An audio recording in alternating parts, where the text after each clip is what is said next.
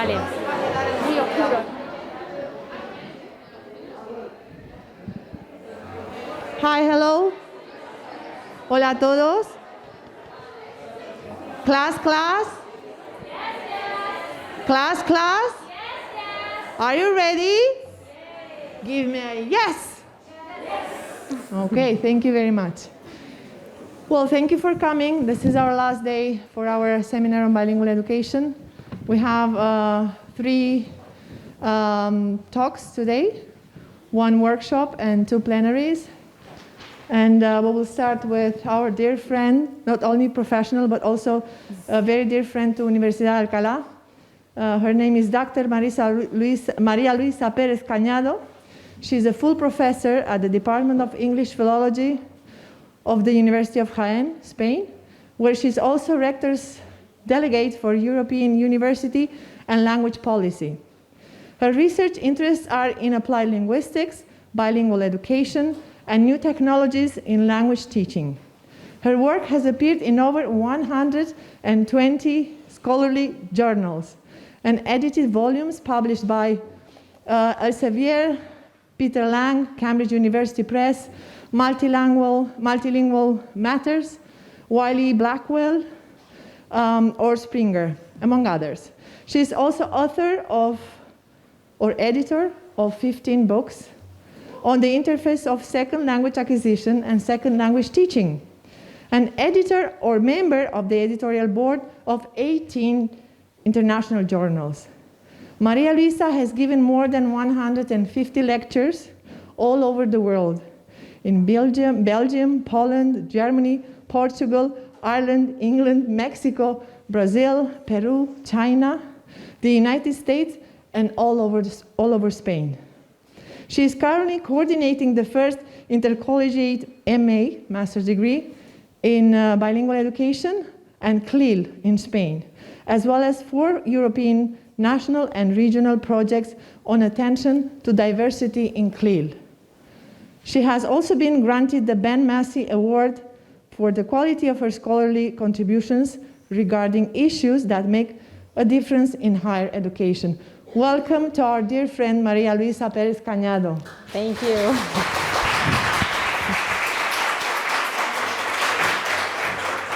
Thank you so much, dear Angela, for such a warm and generous introduction, and a huge thank you to the organizers for this invitation. I have to say that nowhere out of all those places that Angie has mentioned am I treated more exquisitely than at the Instituto Franklin de la Universidad de Alcalá.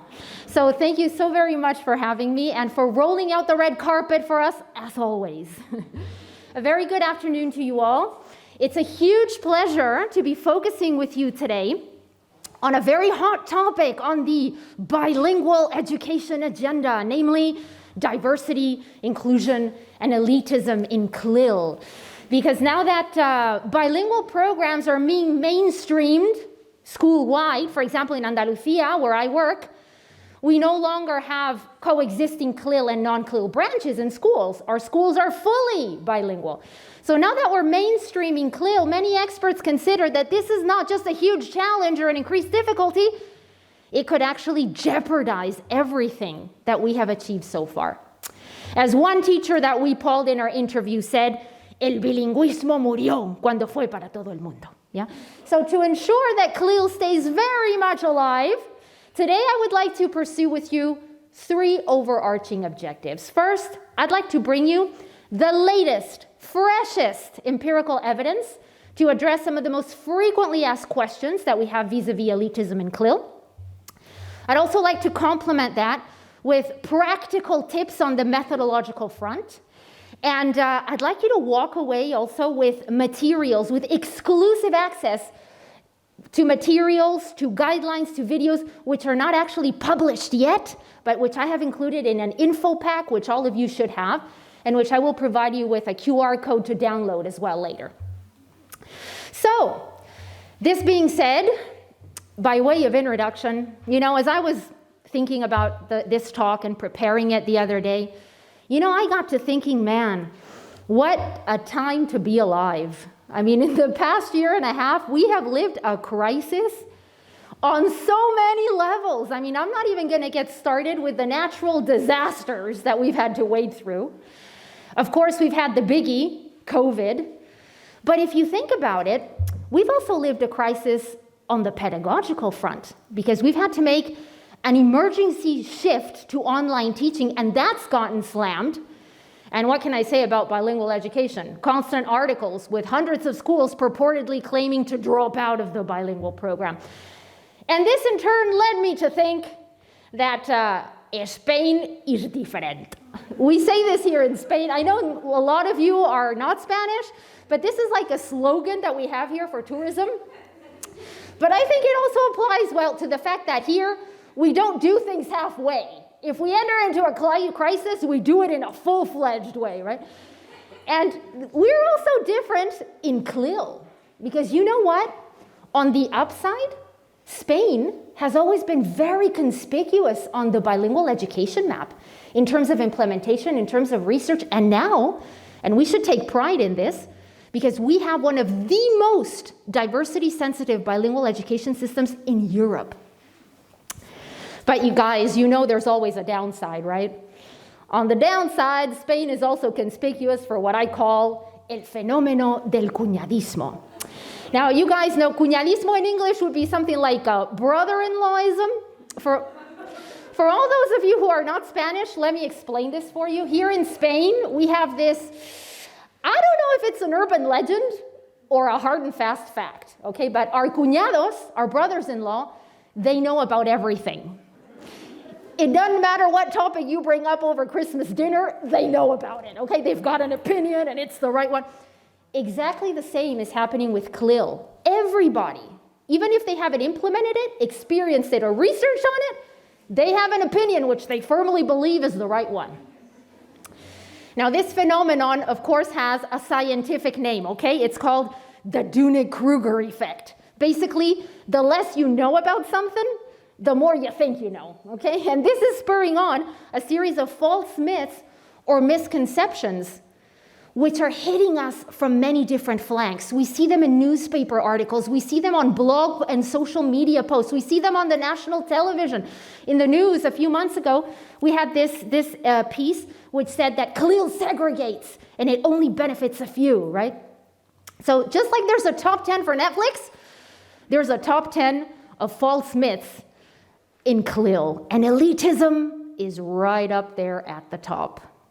And there's a real plethora of accusations besetting Clil in this respect. It's considered an elitist nightmare, to exhibit a brutal classism, to be an excuse for segregation. So is this true? Well, this is what I would like to examine with you today by breaking down those 3 overarching goals that I mentioned into 7 sub-objectives. I'd like you to walk away with a clear concept, theoretical conceptualization of diversity, to equip you with the latest evidence to answer those haters, the uninformed cuñados, to also offer you clear-cut pedagogical strategies which stem from the best practices of others from across Europe. And I'd also like you to leave with clear-cut guidelines for materials design on this front. And all in all, for you to become acquainted with the top challenges that you and we are going to have to face up to, and hopefully to provide you with a little bit of food for thought, okay? So how am I going to do this? Well, by playing a game, the game of 20 questions. Well, we're actually only going to have time for 15, okay? But I wanted to share with you like the 15 most frequently asked questions that I've been getting in the past year and a half since the crisis started on diversity in Clil, yeah? So after this initial introduction, we're going to go right ahead and jump right into the questions. For each one, I'm going to be doing 3 things, all right? Hopefully answering the question, okay? I'll also like to showcase, extract for you the lesson we have learned from it, the broader takeaway. And then I'm also going to go right ahead and pop in what I call real English. And it's great that I know a lot of native speakers are here, because I think you can help us actually refresh our English. This has been a personal crusade of mine. I find that a lot of teachers, including university teachers, okay, they tend to have what I call a textbookish, 19th century-ish kind of English. And you will hear, constant repetitions of well done to praise their students, or estúpido to scold them, or do you want to shut up for queréis callaros? So I've been trying to overcome this by providing fresh English, and you know how quickly English changes. I mean, to say something like genial, in the 50s, if you watch a Cary Grant movie, you would hear swell. In the 80s, when I was studying at the American School of The Hague, we were all going around saying, oh my God, that's so rad, from Radical. Hugh Grant popularized excellent in the 90s. And now people are going around saying, oh, that's awesome, or that's sick, or that's dope, or according to my nieces, who are my greatest source of real English, people are saying something is really lit, right? Please let me know if we have to add another one, if this is not fully updated, okay? So a lituation is a really cool situation. So I'm going to be popping in some real English expressions to overcome what I call the it's raining cats and dogs syndrome, so that we avoid wasting our precious time teaching and learning expressions which nobody ever uses, okay? And I'm going to go right ahead and circle them every time they appear. Okay, and finally, to see if you have been attentive, I will toss it back to you and ask you a few questions from the talk, see what you think, and then we'll wrap it up with the broader takeaways. All right? Sound good? Sound okay? You ready? Okay, let's hit it. Let's move on to our 15 questions. Here they are, people, on diversity. I get these a lot, okay, and I wanted to share them with you and give you a latest empirical answer. So, to use a real English expression, let's jump right into the fray. Vamos al lío directamente, yes?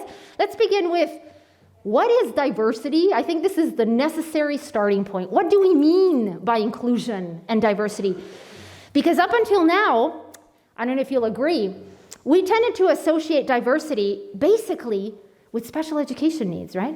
With students who had severe learning difficulties. But the situation has changed because now Clil is for everyone. So we have to broaden the concept to also include different learning styles, levels, paces, and backgrounds. How can we do this? Well, we propose the DD framework, a brand new theoretical conceptualization. It's called DD because it capitalizes on the concepts of diversity, inclusion, differentiation, and integration. So diversity is like the overarching term, and it entails providing an adequate education to all students. It rests on the pillars of inclusion and differentiation, and inclusion also aims to respond to the learning needs of all students, but from an asset-based perspective. It views diversity as a source of enrichment, as an opportunity to help learners who were originally on the fringe go from being outsiders to becoming participants. And differentiation also targets diverse abilities by tailoring teaching to different intelligences and zones of proximal development. And then a conflation of the three leads to the integration of learners with different ability levels. And all four dovetail to safeguard equitable access to Clil programs and offset the disenfranchisement of the most vulnerable and underserved learners. So bottom line, takeaway here, we now finally have a clear-cut framework that transcends, that goes beyond mere special education needs. And if any of you is interested, this framework is going to come out in a special issue of the International Journal of Bilingual Education, but I promised exclusive access, so I've included it for you as a sneak peek in your info packs, okay? So nobody has it yet except you at this point in time. Okay, so there it is. You should have it in the info pack. All right, second question, and oh my God, do I get this a lot. I mean, people tell me, okay, Marisa, we get a lot of criticism. But are critics right? Let's face it. Are they right to question inclusion policies in our bilingual programs? Well, you know what? If we think about when Clil started, like over 20 years ago, there was overt streaming. That is, students who wanted to be part of a bilingual program needed to accredit a certain subject knowledge, language level, or both. And in countries like Spain, where we had no admission criteria, there was covert streaming through what Lorenzo et al. Termed self-selection, bolstered by social class and parental choice. So the best learners, the most intelligent, the most motivated, the most linguistically proficient, would go into the Clil group, yeah? And to top it all off, or as we say in real English, to add insult to injury, ya el colmo de lo colmo, We didn't bother to guarantee the homogeneity between the groups. We had a lack of materials and pedagogical and evaluation orientations. Teacher training needs were high, and satisfaction with the support system was low. So you know what? Yeah, critics were right to question inclusion policies because at the beginning, Clil was elitist. And we are actually observing this in many Latin American countries implementing Clil right now, like Brazil, Colombia, Peru. When they start out on Clil, it's necessarily elitist. So we need to come to terms with this and give it time, okay, to take root. But to use a real English expression, what's the sitch? What's the situation right now? Has this changed 20 years after Clil implementation? Well, to answer this question, we need to break it down into 3 sub-questions. First, are the best learners still in the Clil group? Second, what's the possible differential effect of different variables that we associate to elitism? And third, can Clil really work anywhere, even in the most disenfranchised settings? Let's take them one by one, shall we? First, are the best learners still in the Clil groups? Good news, we've got a solid empirical evidence base tapping into this issue. And look at this. These authors have compared Clil and non-Clil students in hundreds of randomly selected schools, and absolutely no statistically significant differences have transpired. So nope, the best learners are no longer in the Clil groups, or to put it another way, Clil and non-Clil learners are increasingly homogeneous. Pretty good. Second finding, what about the effect exerted by variables that we tend to associate with elitism? As you can see, we have a lot of research, particularly from the past 5 years, really solid empirical research, which has compared Clil and non-Clil students in different settings. Okay, take a wild guess, people. Who do you think was better, the rural or the urban group? What did I hear? Yeah, you're right, urban. Low, middle, or high socioeconomic status. We normally take the parents' educational level as a proxy, okay? Who do you think did better? You betcha. Private, public, or concertado, charter schools? Yep. Very predictable, right? But, according to the latest research from the past 5 years, this is the case only for the non-bilingual students. In the Clil groups, bilingual programs are canceling out differences. They're acting as a leveler. And this is a clear pattern which is emerging. There's even recent research exploring why this is happening. And it's being spearheaded by Ana Halbach at the University of Alcalá. And they have found 3 main reasons behind this. First, Clil learners have a sense of group belongingness, which makes them be more responsible. Second, they're used to having their parents not be able to help them with homework, so they're more autonomous. And third, teachers are aware of the increased cognitive challenge inherent in Clil, so they provide more language-sensitive teaching, which makes it more accessible for everyone. So the lesson learned here, and it is such great news, is that Clil is acting as a leveler across settings. Third question for the current situation. Can Clil work anywhere, even in the most disenfranchised settings? I'm talking, think about this. Public, rural, high school, in a teeny tiny town, where parents have a low socioeconomic status, where there's a majority of gypsy ethnicity. This is the case of El IES Montes Orientales in Iznayoz, in Granada, which is where I live. Iznayoz is kind of like in the middle of nowhere. I got car sick going to Iznayoz. And we went into this small rural town, and we compared perfectly homogeneous Clil and non-Clil students.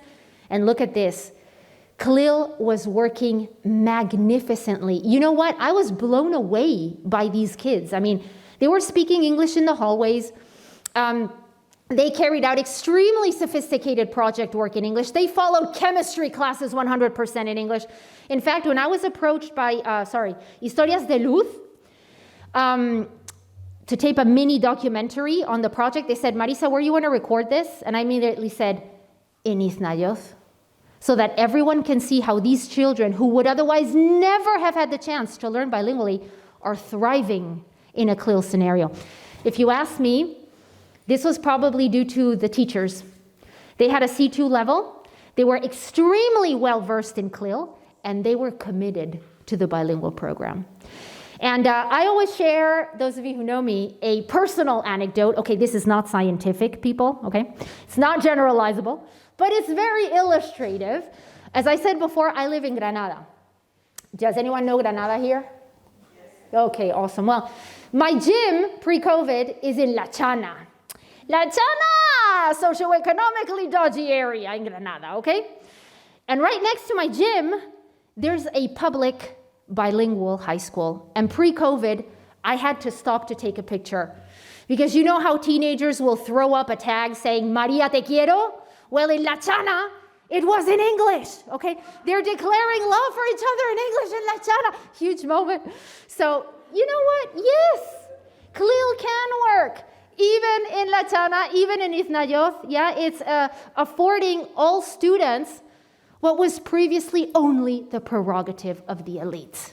So now the situation is drastically different, yeah, and we can say that Clil is not as elitist as it used to be.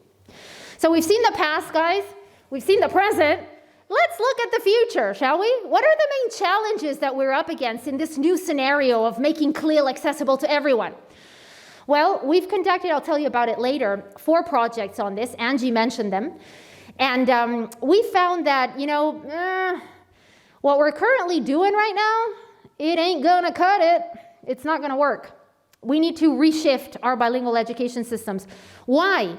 Well, according to our research, because, well, we lack a clear theoretical conceptualization. We now have the DD framework, fortunately. Teachers also feel hugely daunted. I would say this is the top challenge by the lack of materials. They have to find them or adapt them or design them. This is very challenging. There are also, as yet, very vague pedagogical orientations to accommodate differentiation, and teacher training needs are high, and especially on 3 fronts, according to our results. Materials, scaffolding, and student-centered methodologies, which interestingly are precisely the 3 techniques that teachers claim to use more. So it's like they want to refine to perfection what they're already doing. And finally, there's a conspicuous lack of satisfaction with the support systems, especially in terms of teacher-student ratios, time to coordinate, and the supportive language assistance, which is why the work done here at the Franklin Institute is especially relevant.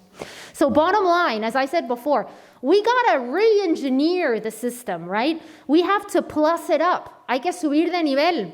We have to course correct if we want to ensure that we keep this show on the road. But people, we're not here to complain, are we? We're not here to whine. We're here to provide solutions, right? So let's do it. What are we doing to tackle all this? Well, we're working on it through 4 different projects. All of them encompass within the ADIBE umbrella, Attention to Diversity in Bilingual Education. We've done 6 things through these projects. We've designed the DD framework I told you about. We're also determining from a quantitative standpoint the impact of Clil on L1, L2, and content learning with 3 tiers of achievers according to the variables that you have on screen, to determine whether Clil can truly work with everyone. And qualitatively, we've identified the main difficulties, best practices, and chief training needs to step up to the challenge of diversity through questionnaires, interviews, and classroom observation. And these are going to feed into an app that we're finishing up right now so that teachers can take a personalized diagnosis on the app of their main training needs, yeah? And I've included, again, in an exclusive way, the questionnaires for you in the info pack in case you want to apply them to your own context, okay? These are fully designed, validated, and administered.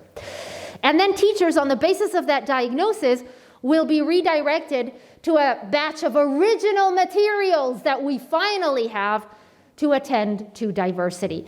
These materials include what we call differentiation triangulation. What is this, right? Let me explain. We have differentiation on 3 levels. In the first level, we group learners according to same ability. They work on the same content, but with differentiated strategies according to Bloom's taxonomy. So what we call achievers needing help are probably just going to be asked to understand, and they're heavily scaffolded. Mid-level achievers will be required to evaluate, and high-level achievers have to produce something. And they can move in between the different levels in a fluid continuum. Then, in the second phase, we get them to work in different ability clusters. So they build on each other's strengths and weaknesses, and together they use differentiation of methodologies. They use cooperative learning, tasks, projects, multiple intelligences, the works, to work together to arrive at the third phase, which is the final product presentation. And here there is again differentiation, because they can choose whether to draw up an infographic, a presentation, or a video. And these materials are project-based, and they're transdisciplinary because they include the L1, the L2, and a minimum of 3 content subjects. Did you think I wasn't going to share the materials? You were wrong, okay? You've got them here. They're not printed static materials. They no longer cut it, okay? You can go right ahead and scan the QR code and access the Spanish materials. By the way, I'm also going to provide you with a PowerPoint afterwards through a QR code, so you have this QR code within the other QR code, so don't worry if you don't get it now, okay? But these are online, dynamic, interactive, and nobody has seen them yet except you, okay?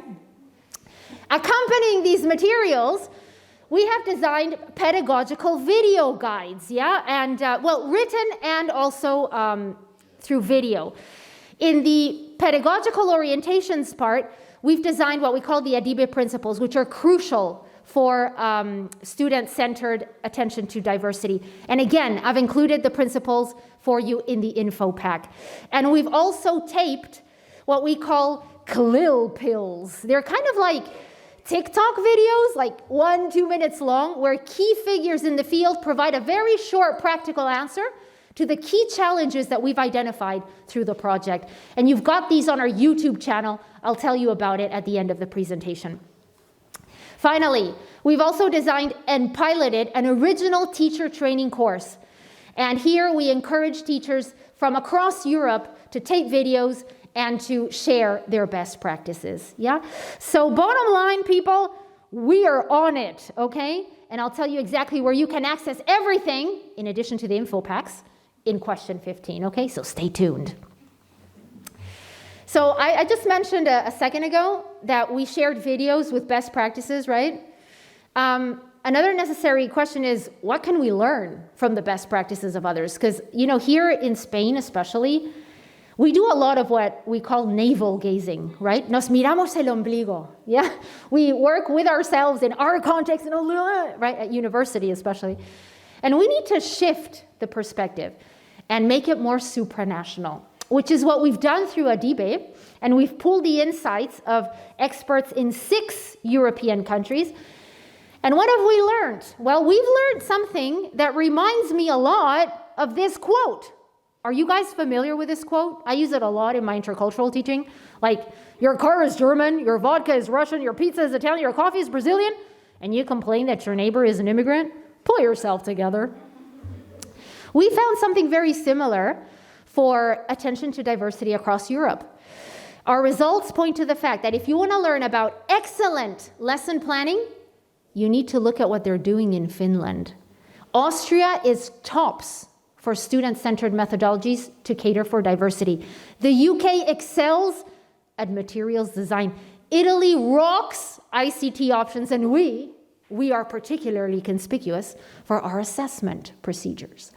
So bottom line, we can learn a great deal from others. So let's make sure that we stop gazing at our navel and look at the practices of others, because we can learn a great deal.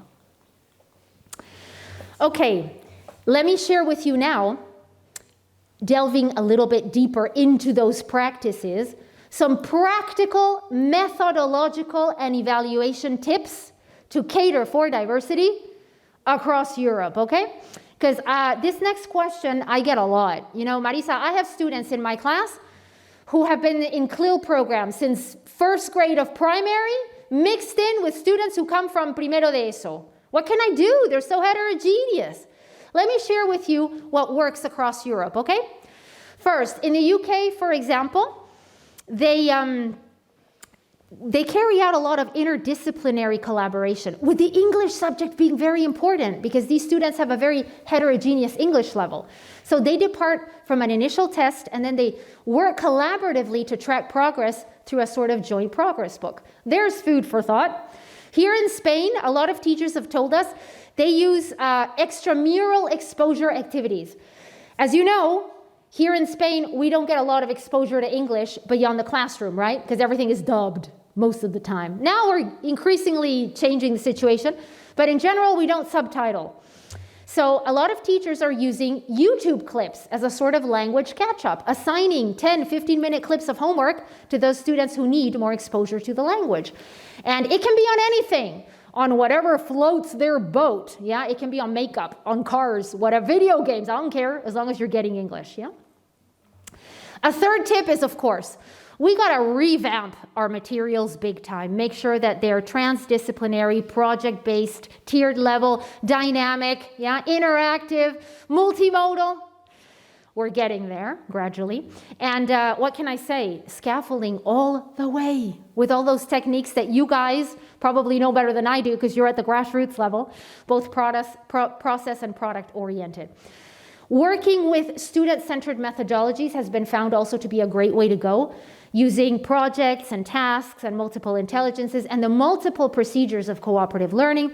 And finally, capitalizing on different groupings has also proved fruitful. For example, using learning stations to create an inclusive atmosphere, or grouping students into same ability clusters so we can provide extra reinforcement, or mixing them up so that they can capitalize on each other's strengths and weaknesses.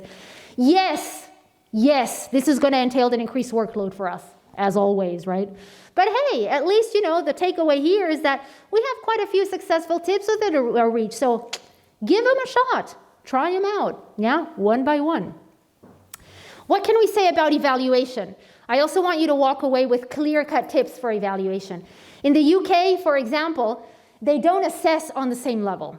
They depart from personalized objectives, and then they vary grading criteria according to different abilities.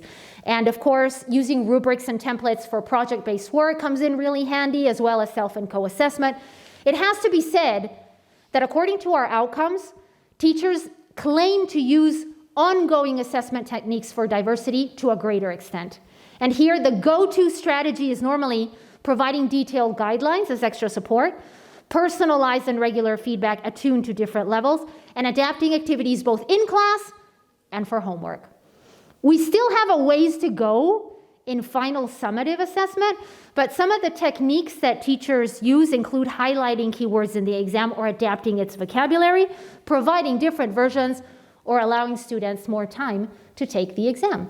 So bottom line here, people, the one-size-fits-all model, el café para todos, it's not going to cut it. It's not going to fit the bill. We need to diversify, yeah, in terms of evaluation techniques. Okay, let's move on to two questions related to teacher training. Crucial for diversity. What we used to do is no longer fitting the bill. We need to up our game, hay que subir de nivel, and specify our training for diversity. And in this sense, according to our projects, what we need to do, ideally, is to depart from a personalized diagnosis which is relevant in our context. What's happening in Madrid in 2005 is not the same as what we need in Andalusia in 2022. We need to make sure that we depart from a diagnosis that's relevant for us. And then the ideal teacher training course would have a three-pronged structure. Little bit of theory, not a lot, okay? Teachers don't like theory a lot, but a lot of practice, methodologies and scaffolding and evaluation and groupings, and also guidelines for materials design. And this would ideally lead to tailor-made courses offered through our teacher training programs, included in our undergraduate degrees, but as we know, that's very wishful thinking here in Spain. Masters are perhaps the best way to go, like the wonderful ones that you have here, or the one that we have also at the University of Jaén, which has diversity as one specific subject. And again, ideally, all this would be made available through open educational resources for greater impact, outreach, and dissemination. Yeah. So the three-pronged model, TPM, has proved very useful to guide teachers from more control to freer practice. And if any of you is interested in the course we set up and we piloted, give me a shout and I'll be happy to share. But in addition to courses, we also need a little hand-holding, because this is tough, okay? Catering for diversity is tough for teachers. And, you know, I get the question a lot of, how can we help them cope? Well, on this front, I think the answer hinges on 4 main aspects. First, make teachers realize that knowledge is power. I think it empowers us to know where we can find materials and resources and pedagogical tips and training opportunities. Second, we always tell them, don't go overwhelming yourselves trying out 17 different techniques at the same time. Start small. Try it. And then refine, retool, and gradually go right ahead and scale it up. Third, don't go it alone. Seek out support from your colleagues, from authorities, parents, language assistants, multi-tiered systems, because carrying the heavy load of diversity will be made a little bit lighter if you do it with other people. And finally, remember, it's all about the attitude. Just like with the COVID vaccines, remember, the benefits of Clil far outweigh the pitfalls. So it's all about the can-do attitude, or as Dunkin' Donuts, you guys like Dunkin' Donuts? As they have put it, the can-do attitude, yeah? Because we know that the success of Clil programs relies more than on any other factor on teachers' commitment and motivation. So you know what? We got this. Podemos con esto. People, we've set in motion Clil. What's a little diversity, right? That's the attitude that we need to maintain. So it's on us, to use a real English expression, bring it on. A coger el toro por los cuernos, as we say in Andalucía. Okay, I'm nearing the end because I don't want to keep you past our time. But I did want to share with you, I wanted to toss in a couple of controversial questions, okay? First is there still faith in bilingual education? After all the harsh criticism that we've seen, that was on my very first PowerPoint slide, with all those blog posts and social media tweets and television, and is there still faith? What do you think? Spot on. You know, we carried out a study. You know me, I always believe in empirical evidence, not in opinions. And we carried out a study with over 2,500 respondents, and we were actually surprised because we found that teachers, although they're cognizant of the increased challenge that diversity has brought about, it's been a real curveball, they consider that they can do it. They're equipped linguistically and content-wise to try to step up to the challenge with a little training.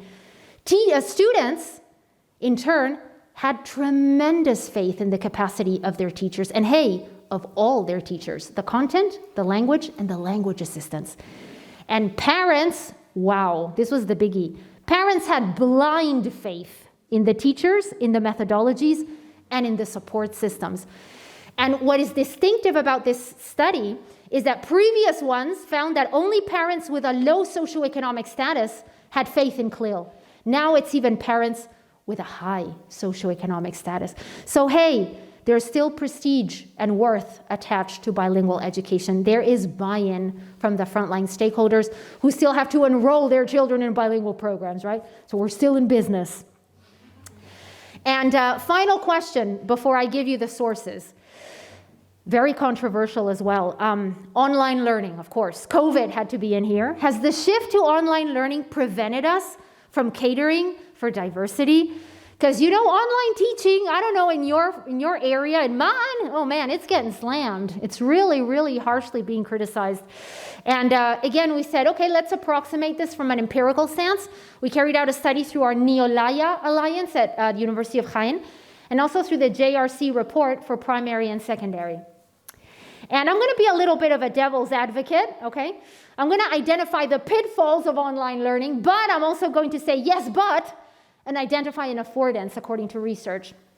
It is true that we found that through the shift to emergency online teaching, there have been issues with adequate access to technology. But authorities are now more aware that they need to increase resources and have done so where possible, and they're also more aware that they need to invest in teacher training for digital competence. Secondly, you know this, I know this, online teaching has involved a huge workload, sometimes verging on overwhelming. As one student, Paul, at the University of Jaén said, "Yo no he trabajado más en toda mi vida de estudiante." True, but according to the European Commission report, this has forced teachers to prune curricula, to adjust them to the core, and this has made them more manageable and meaningful. So that's quite eye-opening. Third, vulnerable students have tended to get the short end of the stick because those bubble groups that we've created have aggravated issues of lack of attention to diversity. But it's also been an opportunity to experience a lower teacher-student ratio, and we have seen that this is the way to go, and this can help us provide more individualized attention. Concerns have also been voiced for the fact that when there's insufficient feedback provided online, students feel alone, right? They're left to their own devices. But you know what? On the upside, I don't know if you agree, but in my context, we tend to spoon-feed our students a tad much. So this has caused them to be more autonomous and independent, right? No hay mal que por bien no venga. And finally, again, there have been concerns for a lack of personal touch that's inherent in online learning. But again, at the same time, the students polled said, yeah, but our teachers were, and these are the adjectives they used, available, flexible, adaptable, understanding, invested, committed. And we're actually more in touch with them now than when we saw them face to face, right? Through the forum, through synchronous webinars, through the email, etc. So this led me, guys, to reflect on this quote from an interview that I read a while back that said, yeah, new technologies generate opportunities to make learning memorable, but the essence of teaching is in face-to-face interaction. And it would be lovely to have the opportunity to discuss this with you. But you know what? Pre-COVID, I probably would have agreed with this, totally. But post-COVID, and also after 10 years of experience teaching in fully online masters, I'm not so sure, because you know what? Again, to be a little bit of a devil's advocate, I personally can use the exact same methodologies that I use face-to-face with my students. For example, I use the jigsaw procedure. Are you familiar with it in cooperative learning? I can do that beautifully through Zoom breakout rooms. Loved it. Second, I had my doubts, but after teaching online so much, I found I can create the exact same kind of report because I'm more in touch with them than when I saw them face-to-face. And third, I can actually monitor their work more closely. And because everything they post is saved for my subsequent supervision. So you know what? Again, being a little bit of a devil's advocate, if properly done, if the right ingredients are tossed into the mix, online teaching can be a success story. Just wanted to be controversial there for a sec. Okay, finally, I promised y'all how to access all the stuff in addition to the info pack and the QR codes. And let me share that with you. Everything that I've mentioned is going to be made available very soon. It's not out yet, but very soon, as open educational resources. The questionnaire that you have in the info pack and the materials that I've given you the QR code for. If you're interested in the projects, you can also check out a Powtoon that we have online and leaflets with extra information, okay? And the Adibe app is coming really, really soon for the personalized diagnosis of teacher training needs. The online pedagogical video guides, the Clil pills, the TikTok-ish videos, they're already on our YouTube channel and on our webpage. And as you can see, top-notch figures in Clil have recorded them. So we get the advice straight from the horse's mouth. And all this can be found on our webpage, okay, which is adibeproject.com. Of course, we're also on social media, yeah? So you can find us on Facebook, on Twitter, and also on YouTube, where you will find the Clil pills. So bottom line here, stay tuned, because lots of fresh stuff is a-coming, okay? All right, so let's see how we're doing for time. Awesome. Let's wrap it up, shall we, to use a real English phrasal verb, yeah? In this past 40 minutes, we have addressed 3 overarching objectives, 7 specific goals, and 15 frequently asked questions. Not too shabby, huh? No está mal. I hope to have provided you with food for thought on this score. And let's see if that has been the case. This is the time where I toss it back to you and I run some questions by you. Are you ready? Are you ready? Let's hit it. Tell me, was Clil elitist in the past? Yes, it was, and that's fine. We have to come to terms with it, be able to cope with that. But what about now? Are Clil and non-Clil groups increasingly homogeneous? You bet they are. We have found this across the board in hundreds of randomly selected schools. Are differences in terms of key variables, like rural-urban context, socioeconomic status, type of school, less marked, less conspicuous in Clil than in non-Clil? They absolutely are. Clil is acting as a leveler, remember. And can Clil work even in Latina and Itnayoth? Yes, if properly done, it absolutely can. And people, the most important question of all, are you ready? Are you walking away with a few further ideas to step up to the challenge of diversity in Clil? Well, then my job here is done, right? Okay. And I'm going to extract for you, before I wrap it up, the 5 final broader takeaways from the entire talk, okay? Not just question by question. First, as Taylor Swift aptly put it, haters gonna hate, hate, hate. But as she said in the very same song, we gotta shake it off. We gotta ensure that we overcome el fenómeno del cuñadismo with research, and that we stop harping on the elitist, segregationist nature of Clil and shift our attention to setting in place measures that will ensure it works equally well with over and underachievers alike. Second takeaway, let me just throw out my Spanish pride here for a sec. Remember that we should feel really proud that Spain is really conspicuous on the Clil diversity map. We have one of the most diversity-sensitive bilingual education systems. Yes, it's challenging, but we're also making a difference. And we have to remember also that what we've got is not going to cut it, okay? We need to do something different. As Henry Ford put it, if you always do what you've always done, you will always get what you've always got. And we have to shake things up, yeah? We have to update and upgrade and upscale what we're working with so we make everything related to diversity in Clil more dynamic and impactful. Learning from the best practices of others is a great way to do this, and I've signposted different takeaways from diverse countries that we can usefully adapt to our own context by tweaking them as necessary. And finally, when the going gets tough, the tough get going. The going will get tough when you're coping with diversity, I'm not going to lie. But remember when it does, that we saw here today that there's still faith. And that we now have experience and instruments that I've shared with you, and commitment and empirical evidence to ensure that we keep this show on the road and make Clil a reality for all, yeah? So on that exciting road that you still have ahead towards diversity in Clil, I'm not gonna lie, the road is not gonna look like this. Straight out into the horizon without any obstacles or hurdles, sorry. Sometimes it's gonna look like this. A hot mess. Most of the time it's going to look like this, okay? With its twists and turns and ups and downs, which, hey, will make the journey all the more exciting, okay? So on that exciting journey that you have ahead, this is you and us, okay? Remember that we've got what it takes to ensure, to use real English expressions, that we kill it, crush it, or slay it, para abordarlo. So people, own it, pisad fuerte. Because we set Clil in motion, right? We've got the vaccine. All we're going to need now are the booster shots to ensure we keep this show on the road, okay? So I wish you all the best for that exciting road. I hope our paths meet again. And until then, I thank you so much. It's been so lit to work with you. And I remain at your disposal. Thank you.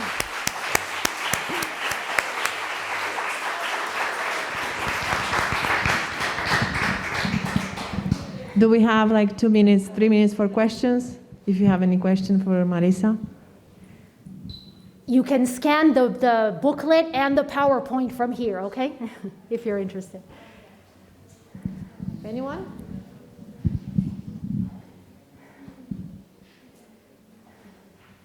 Yes, please. The most common complaint I hear about Clil from talking to Spanish parents is, oh, the kid is learning Spanish history in English. This program is crazy. What would you say to that? How would you respond to that parent? Okay, great question. Yeah, we get that a lot. I would respond again with empirical evidence. I would say two things. First, evidence has shown that especially in the long term, is when the effects of Clil would be felt. So I would tell the parent, okay, yeah, it might be crazy, but wait it out because it's going to make a difference and it's going to be worth it. And second, it's also been shown that especially in high-stakes achievement tests at the end of the compulsory block of education, that in the end, regardless of the language in which they learn the subject, they master the contents. So stick it out, wait it out, it's worthwhile would be my answer. My pleasure. Yes, please.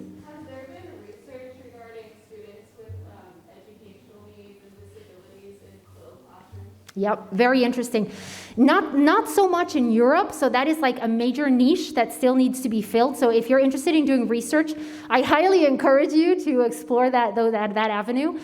But in Canada, especially, spearheaded by Fred Genesee, there have been quite a few studies, and they have all proved that at-risk learners and learners with severe and not so severe learning disabilities can thrive in Clil scenarios.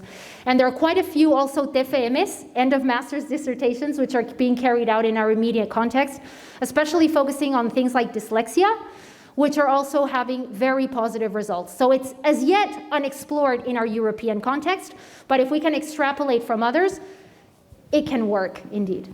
Yeah, the results are quite positive. Yes? I have a question about time, because a lot of the new methodologies, they require a lot more teacher time commitment. Is there, and I agree with what you were saying about how teachers can definitely do it, but in spite of administrators, like without more time, do you think that's sustainable? I think we're getting there. You're totally right. I think, especially in a context like Spain, we used to learn a lot through what I call bulimic learning, where it's very teacher-fronted. We throw out huge amounts of information for our students to memorize and regurgitate. And that was like our default mode. So shifting to student-centeredness took extra time because we weren't used to it, right? But I think now we're getting there. The Bologna process since 2010 has helped us sort of shift our mindset to more student-centeredness also in this context. So they're increasingly well-versed. I think the way to go is to train teachers. Once they're familiar, they're well-versed, they know how to implement them, I don't think time is an issue. It's just a regular part. Student-centered methodologies become invisible, right? Sort of like new technologies. They used to be very distinctive, but now they're just a regular part of our teaching. We take them for granted. So if we are there in that shift through teacher training, it shouldn't be more time-consuming than any other type of methodology. That's my take. Thank you so much, Marisa. Thank you so much, everyone. Well, we give you a big clap. Thank you.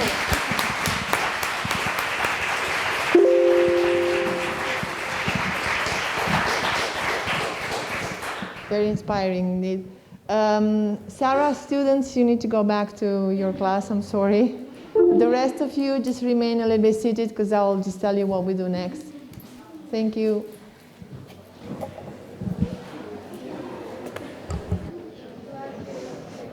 Did you like it? Yeah.